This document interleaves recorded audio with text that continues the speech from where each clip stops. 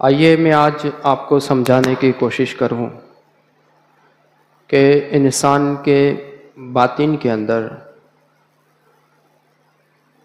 وہ کون سی بیماری ہے جس کی وجہ سے بہت ہی زیادہ نقصان ہوتا ہے۔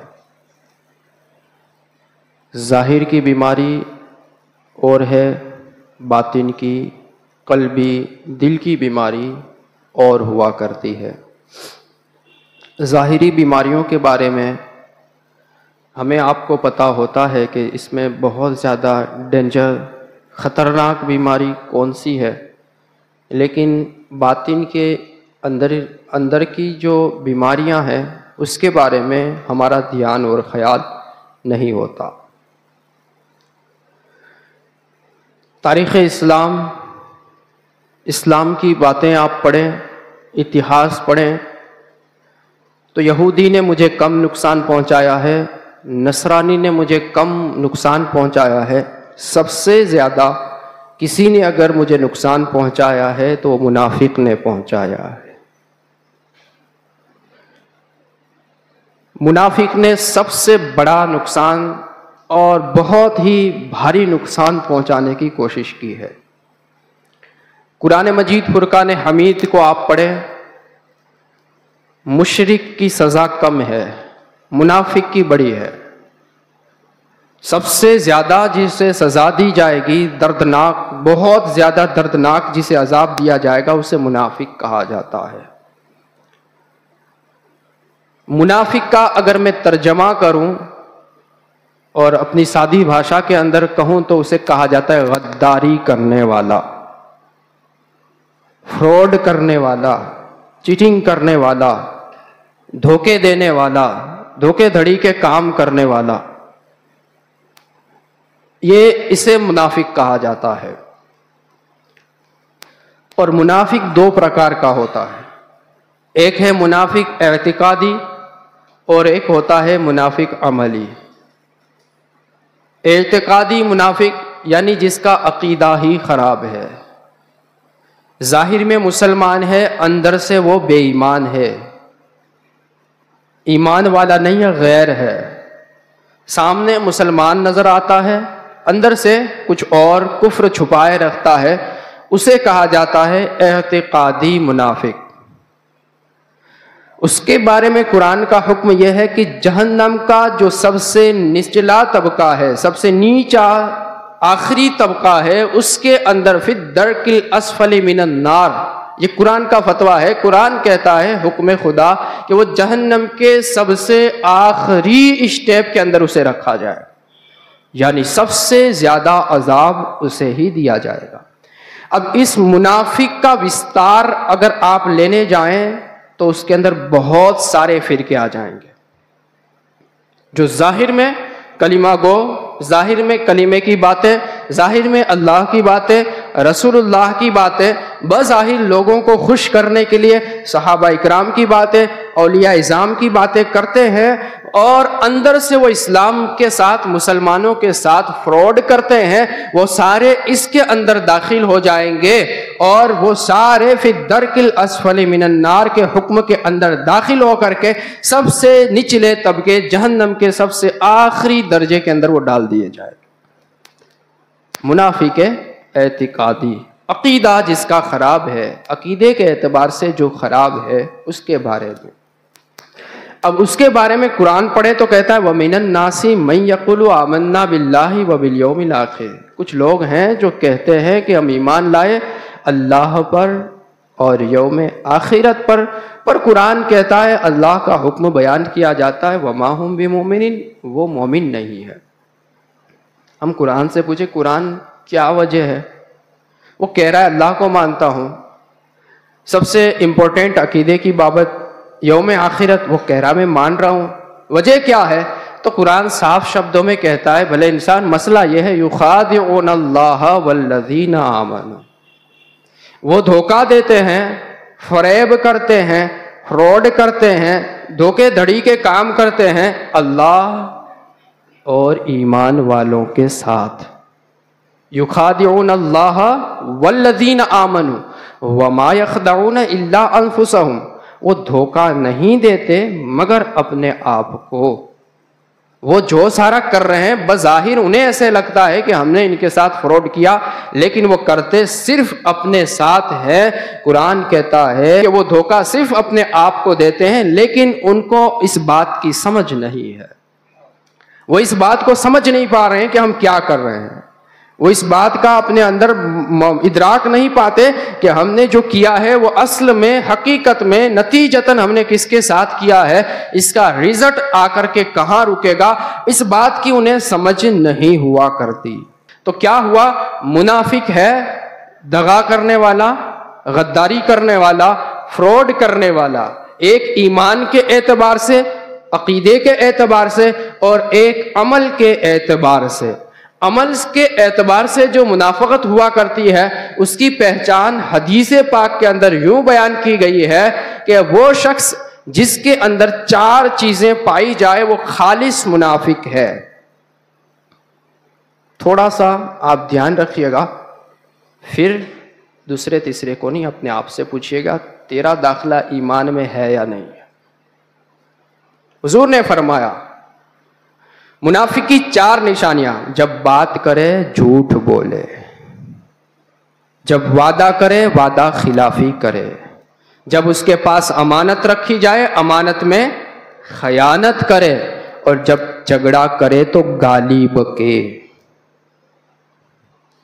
یہ 4 چیزیں حضور فرماتے ہیں جس کے اندر یہ 4 چیزیں پائی جائیں وہ خالص پیور منافق ہے، وہ پیور منافق ہے۔ عملی ہی صحیح، اعتقادی نہیں، عمل کے اعتبار سے وہ پورا اور پکا منافق مانا جائے گا کہ اس کے اندر یہ 4 چیزیں پائی جاتی ہے۔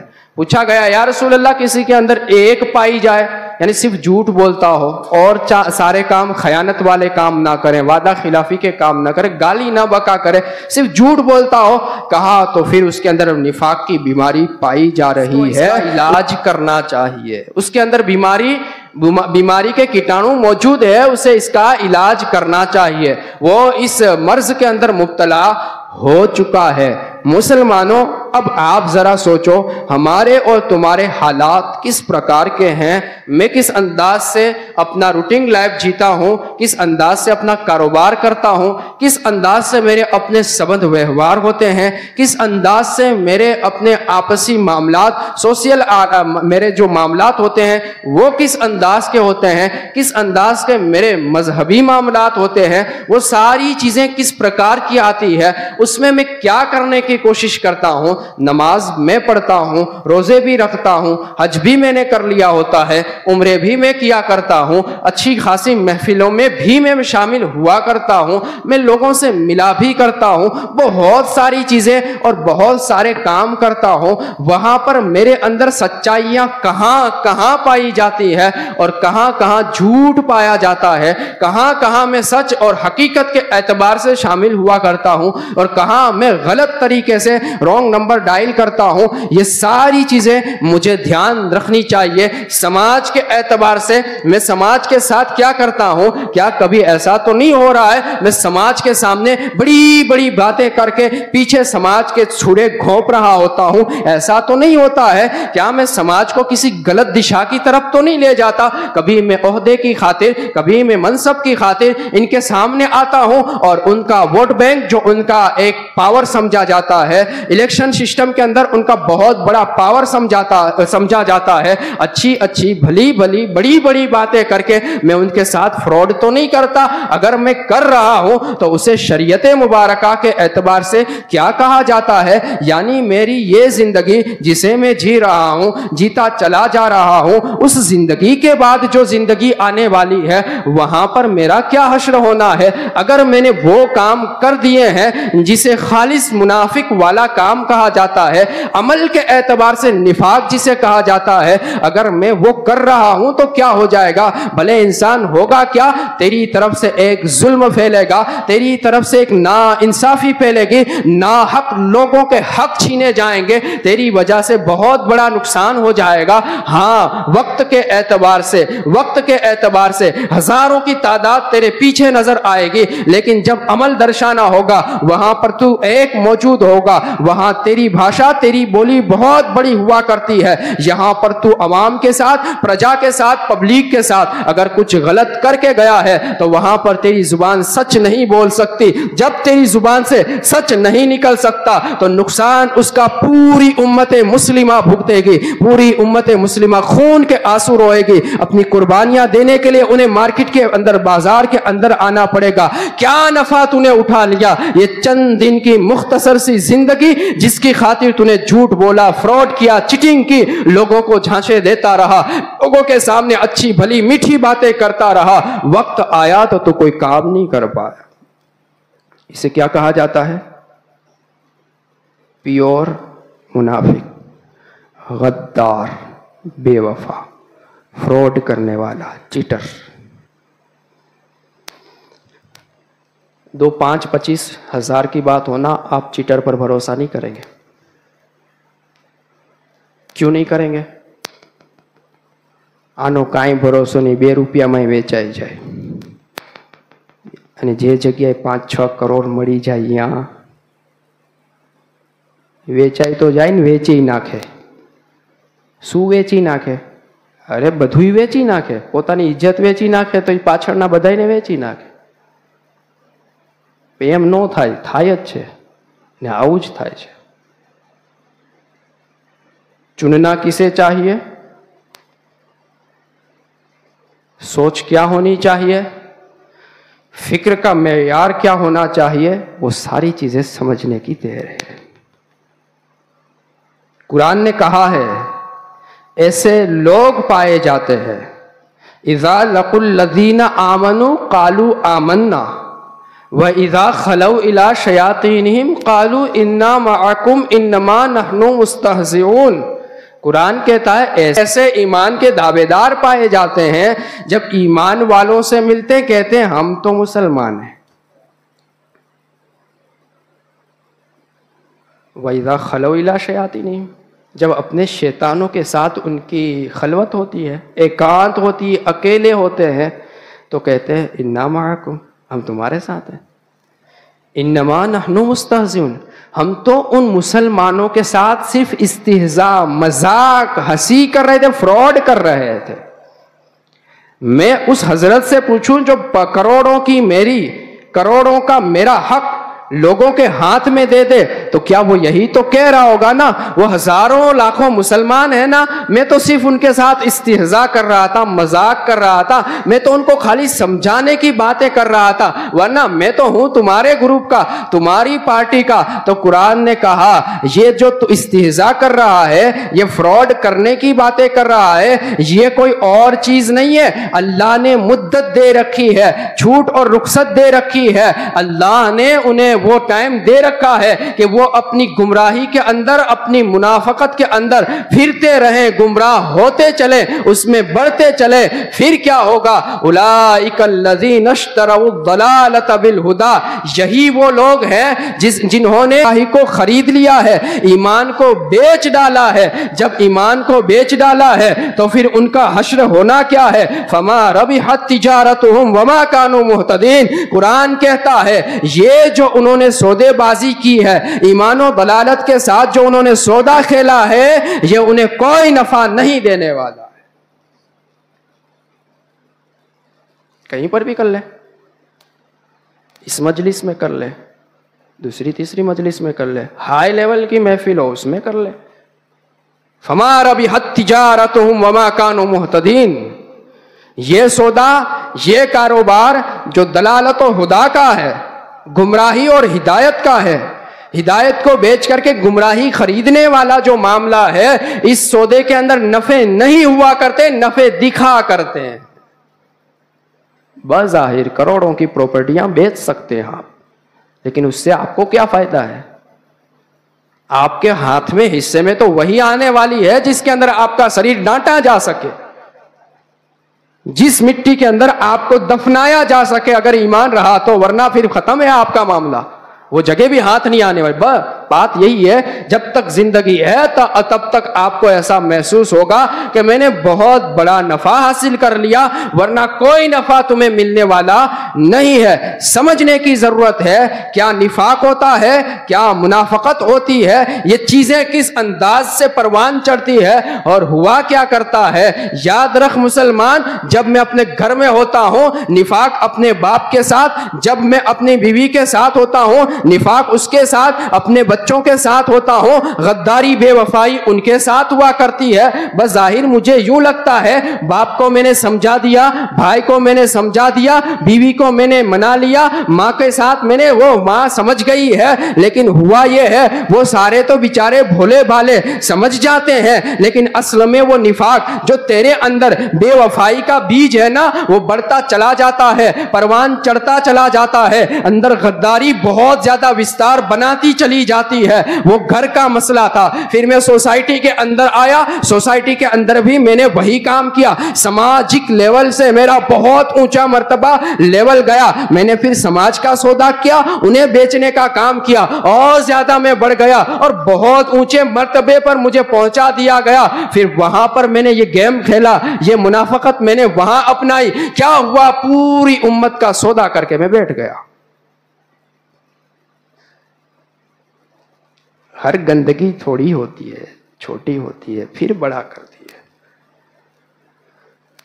کانٹے دار درخت ہے نا, چھوٹا سا پودا ہونا, آپ یوں ہاتھ سے مروڑ ڈالیں خون نہیں نکلے گا آپ کے ہاتھ سے, نہیں نکلے گا. لیکن وہی درخت اگر اپنی شبابیت پر پہنچ جائے, وہ اگر مضبوط تناور بن جائے, اگر وہ اچھا خاصا پکڑ لے, اپنی پکڑ مضبوط جما لے, پھر آپ اس کو ٹچ نہیں کر سکتے, آپ اسے ہاتھ نہیں لگا پائیں گے. آپ کے ہاتھ سے خون بہنا شروع ہو جائے گا, اس کے کانٹے آپ کے ہاتھ میں آنے شروع ہو جائیں گے, آپ کے ہاتھ کے اندر وہ زخم بنانے والے بن جائیں گے. تو جو بیماری چھوٹی ہوتی ہے نا وہ تو اچھی بھلی ہی لگتی ہے, بھلی ہی لگتی ہے. زہریلے درخت کے اندر بھی پھول پائے جاتے ہیں, کانٹے دار درخت بھی نازک سے ہی نظر آتے ہیں. کوئی اپنا اصلی روپ شروعاتوں میں نہیں دکھاتا ہے, شروعاتیں بھلی بھلی ہی ہوا کرتی ہیں. جب جڑیں پکڑ لی جاتی ہیں, جڑیں زمین کو کے اندر مضبوط ہو جاتی ہیں, تب جا کر کے اصل روپ ظاہر ہوتا ہے. پھر اگر وہ تناور بہت مضبوط درخت بن گیا ہے نا, تو پھر آپ تنے تنہا اس درخت کو کاٹ نہیں سکتے, اس کو راہ سے ہٹا نہیں سکتے. آپ کو ایک طاقت چاہیے, بڑی طاقت لینی پڑتی ہے, پھر اس سے مقابلہ ہوتا ہے. زخم تو آپ کو بھی لگتے ہیں, ہتھیار چلانے کی وجہ سے لگے, درخت کاٹنے کی وجہ سے لگے, یا درخت کی کوئی شاخ تمہارے شریر سے لگ جائے اس کی وجہ سے لگے, کسی بھی طرح آپ کو وہ داغدار کر کے ہی چھوڑتا ہے, وہ اپنا اثر دکھا کر ہی چھوڑتا ہے, وہ اپنا زہر آپ کے شریر کے اندر ضرور ڈالا کرتا ہے. یاد رکھ مسلمان, اگر تُونے بیماریوں کو بڑھنے دیا ہے, زہروں کو پھیلنے دیا ہے, گندگیوں کو تُونے روکا نہیں ہے, تو اب اگر تو روکنا چاہے گا, اگر تو اس سے بچنا چاہے گا, اگر اس سے تو بچانا چاہے گا, تو یاد رکھ کچھ نہ کچھ قربانیاں تجھے ضرور دینی پڑے گی, چاہے جس انداز کی اور جس پرکار کی دینی پڑ جائے, دینی ضرور پڑ جائے گی, کیونکہ تجھے دھیان رکھنا تھا یہ بھلی بات کرنے والا, اچھی بات کرنے والا, سیدھا سادہ نظر آنے والا, حقیقت میں کوئی دشمن تو چھپ کر کے نہیں آ رہا ہے, حقیقت کے اندر اس کے اندر کوئی نفاق, منافقت, غداری, بے وفائی تو نہیں پائی جاتی ہے. تو نے کوئی سوچا نہیں, کچھ بھی دھیان نہ دیا, 500,000 روپے کے اندر تو بک چکا اپنے آپ کا. چلو یہ 500,000 روپے 2-5 دن کا گزر بسر چل جائے گا, ایک آدھ دن کی روزی روٹی کا مسئلہ بن جائے گا. تو نے اس پر بھروسہ کیا اور اس نے کیا کیا, کروڑوں کا تیرے ساتھ گیم کھیل ڈالا. اب آپ سوچئے ذرا, 500 کی نوٹ میں آپ سے چھین کر کے لے جاؤں اور پھر میں آپ کو دھمکی دوں, لینے آیا تو معاملہ بگڑ جائے گا, تو آپ کیا کہیں گے؟ 500 روپیہ ہاتھ دھینے હવે શું હોય, જવા દે, 500 રૂપિયા એટલે શું કહેવાય, કાંઈ નહીં, कोई मैटर ही नहीं ना. 500 रुपया हमारी जिंदगी के अंदर क्या मतलब रखता है. हाँ मजहबी जगह हो तो 500 का नोट बहुत बड़ा बन जाता है, लेकिन वरना 500 की नोट का कोई हिसाब किताब नहीं हुआ करता. لیکن یہی اگر 500 کروڑ ہو تو بڑا میٹر ہے، بڑا میٹر ہے۔ لیکن جو 500 کروڑ کا فراڈ کر سکتا ہو وہ اور بھی بہت کچھ کر سکتا ہے۔ اگر 500 والے کو آپ دبا لیتے نا تو 500 کروڑ والا مسئلہ ہی پیدا نہیں ہوتا۔ لیکن آپ نے کیا کیا؟ چھوڑ جانے دے، 500 روپے کی بات ہے، اس میں کیا لینا دینا۔ مسئلہ یہ نہیں ہوتا، گھر میں بھی یہی دھیان رکھنا ہوتا۔ بچہ چھوٹی سی چوری کر کے آئے نا تو تماچے ان کو زیادہ مارنے ہوتے ہیں۔ بیٹے تجھے چور نہیں بننا ہے، تجھے ڈاکو نہیں بننا ہے، تجھے وفادار ایماندار بننا ہے، لوگوں کے بیچ میں جائے باپ کا نام اونچا کرنا ہے۔ اس بچے کو اس وقت ہی سیکھ سمجھ دینی ہوتی ہے تاکہ کل جا کر کے وہ گنڈا نہ بن جائے، 2 نمبریاں کرنے والا نہ بن جائے، سچا وفادار انسان رہے۔ جب مارکیٹ میں جائے نا تو لوگ اس کی بھی تعریف کریں، میری بھی تعریف کریں۔ جب ہم نے وہ 2 چھوٹی چھوٹی چوریاں کرنے کی اجازت دی ہوتی ہے نا تو جا کر کے وہ بہت بڑا ویلن بنتا ہے، بہت بڑا ڈاکو بنتا ہے، اور ایسا ڈاکو بن جاتا ہے کہ باپ کو بھی بات کرنے میں ڈر لگتا ہے۔ مسئلہ یہی ہے۔ میری بچی اگر چھوٹی سی کوئی گندگی کرے نا تو مجھے اس وقت ہی کہنا ہوتا بیٹا یہ غلط ہے، بس وہاں سے معاملہ ختم، وہاں سے ختم۔ پھر ناک کٹنے کی باری نہیں آئے گی، وہ ٹائم نہیں آئے گا۔ لیکن اس وقت آپ نے چھوٹی سی بچی ہے، ابھی تو بچپنا ہے، ابھی تو یہ ہے، ابھی انہیں کیا گناہ کی سمجھ کیا ہوتا ہے۔ پھر پتہ چلتا ہے ہماری ناک تو کوئی نیوز والا نیوز کے اندر کاٹ رہا ہے، تب ہمیں درد ہوتا ہے، یار میرے شریر کا انگ، میرے شریر کا بھاگ ہے، حصہ ہے، مجھے درد ہوتا ہے۔ نہیں یار، بیماری شروعات میں ہی ختم کی جاتی ہے، جڑیں پکڑ لے تب نہیں ختم کی جا سکتی۔ کینسر اگر چوتھے اسٹیپ پر پہنچ جائے نا، آپ کو پتا ہے اس انگ کو کاٹنا پڑ جاتا ہے، جہاں تک اس کا اثر پھیلا ہے وہاں تک ڈاکٹروں کو کام کرنا پڑتا ہے، تب جا کر کے ایک چھوٹی سی کامیابی ملتی ہے۔ اگر اس کا تھوڑا سا بھی اثر شریر کے اندر رہ جائے تو پھر تھوڑے سمے کے بعد ابھرتا ہے۔ تو جو علاج ہونا وہ پورا ہونا چاہیے، کام پورا ہونا چاہیے۔ ڈاکٹرز بیماری کا کورس دیتے ہیں پورا، چھوٹی سی سردی کھانسی ہو جائے تو بھی وہ کہتے ہیں نا بچوں کو یہ 5 دن کی ایک بوٹل ہے نا آپ کو پوری کرنی پڑے گی، اگر آپ ایسا کریں گے تب جا کر کے اس کے اندر جو اس کے کیٹانو ہے وہ ختم ہوں گے، اگر آپ ایسا نہیں کریں تو پچھی ہماری جوابداری نہ تھی۔ سمجھ رہے ہیں آپ؟ بہت بھیانک معاملات سے آپ گزر رہے ہیں تو اس کی تہ تک پہنچے، اس کا اینڈ کہاں ہوتا ہے اور یہ بیماری کیسے ختم کی جا سکتی ہے اس کی طرف جائیں، تب جا کر کے آپ اپنے آپ کو سیف کر سکتے ہیں، اپنوں کو سیف کر سکتے ہیں، ورنہ پھر آپ سیف نہیں ہو سکتے۔ یہ دھوکہ دھڑی، یہ فراڈ والے معاملات، یہ چوری، یہ ڈکیتی، مذہب اسلام اس سے بالکل پاک اور صاف ہے۔ تو جو مذہب اسلام کا ماننے والا ہے وہ بھی ایسا ہی صاف پاک ستھرا ہونا چاہیے، چاہے پھر کوئی بھی ہو، میں ہوں یا میرا باپ ہو، میرا اپنا بچہ بھی کیوں نہ ہو۔ میں مسلمان ہوں، میرے گھر میں سارے مسلمان ہیں، تو پھر ان ساروں کا طرز اور طریقہ ایسا ہی ہونا چاہیے۔ اور ہمارے گھر میں ساروں کو اگر ہم یہ سمجھا لیں تو پھر ان کو یہی سمجھانا ہے بھئی یہ گھر مسلمان کا ہے، یہ سوسائٹی کے اندر بھی تو جاتا ہے نا تجھے مسلمان کہا جاتا ہے، تو اگر تعلقہ لیول سے اگر آگے آتا ہے تو بھی تو مسلمان کہا جاتا ہے، ضلع لیول کے اعتبار سے بھی اگر آگے آتا ہے تو بھی تجھے مسلمان مانا جاتا ہے، اسٹیٹ لیول کے اعتبار سے آگے آتا ہے تو بھی تو مسلمان مانا جاتا ہے، کنٹری میں تجھے کوئی عہدہ مل جاتا ہے تو بھی تجھے مسلمان مانا جاتا ہے۔ جو قانون ہمارا گھر میں ہوتا ہے وہی ہمارا باہر بھی ہوتا ہے۔ قرآن جو ہماری قانون کی کتاب ہے گھر میں بھی وہی پڑھی جاتی ہے، سوسائٹی میں پڑھی جائے، مسجدوں میں پڑھی جائے، مدرسوں میں پڑھی جاتی کتاب وہی پڑھی جاتی ہے۔ اگر موقع ملے اور سنسد کے اندر بھی یہ کتاب پڑھی جائے تو یہی آیتیں ہوں گی جو گھر میں پڑھی جاتی تھی۔